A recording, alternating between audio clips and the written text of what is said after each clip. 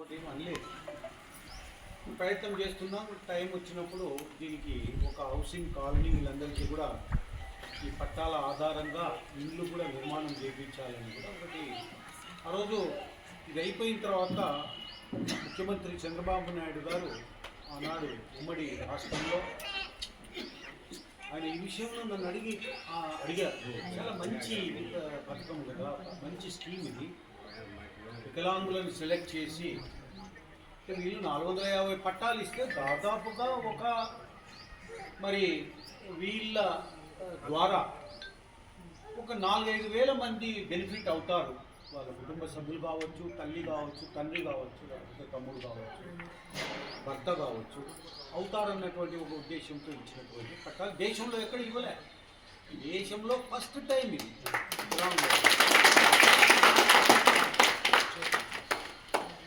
ఇంకా ఏం పలకడమే లేదు ఎవరు. నేను మాట్లాడినాను తహసీల్దార్తో, ఏమండి ఇది బాబు వికలాంగులకు ఇచ్చారు కదా, పట్టాలు చూపించండి ఎవరివి ఎక్కడున్నాయి, ఆ లేఅవుట్ దాంట్లో రోడ్లు కథ అన్నీ చూపించి చేయండి అని చెప్పండి.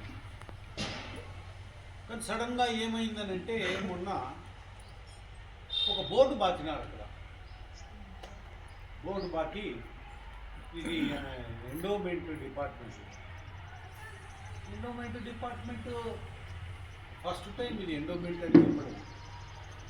ఇన్నాళ్ళు పట్టాలు ఇచ్చి 2004లో ఇచ్చిన పట్టా అంటే దాదాపుగా ఎంత అయింది, ఒక 31 ఏళ్ళ కింద ఇచ్చిన పట్టాలు ఇప్పుడు అవి కాదు. ఆంజనేయ స్వామి యాడిపోయింది, ఆంజనేయ స్వామి మరి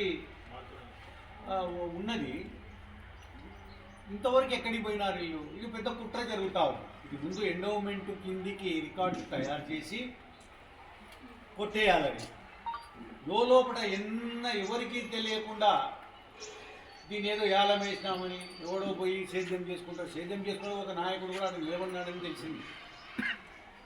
మీరు ఏం చేస్తున్నారు, ఇట్లాంటి కబ్జాలు హైదరాబాద్లో చేసుకోండి, కేసులు పెడుతుంటారు, మిమ్మల్ని అరెస్ట్ చేయడానికి వస్తుంటారు, గోడల నుంచి మీరు వారిపోతుంటారు. కానీ ఇదే ఇట్లాంటివే ఈ రకంగా నా పాపం వికలాంగులు కదా మీకు వచ్చినది.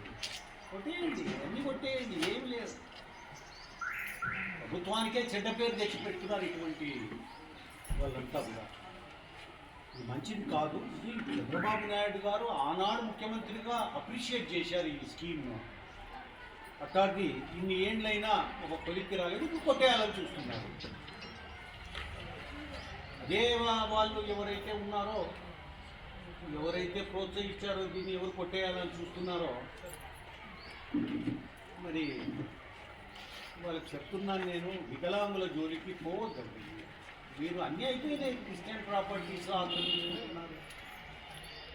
అక్కడ ఏదో చర్చిక్ అని చెప్పి ఒక దీనికి రాజీ ప్రయత్నం చేసి దక్షిణ పడకుండా 2 వర్గాలకు చెందిన చర్చీలు నిర్మాణం చేసి ఒకటి కామన్ ఏరియా పెడితే అక్కడ ఫండ్స్ కూడా ఎంపీ గారు ఇచ్చారు ఒక కమ్యూనిటీ హాల్ నిర్మాణానికి. అక్కడ బోర్డు నాటుతుంది,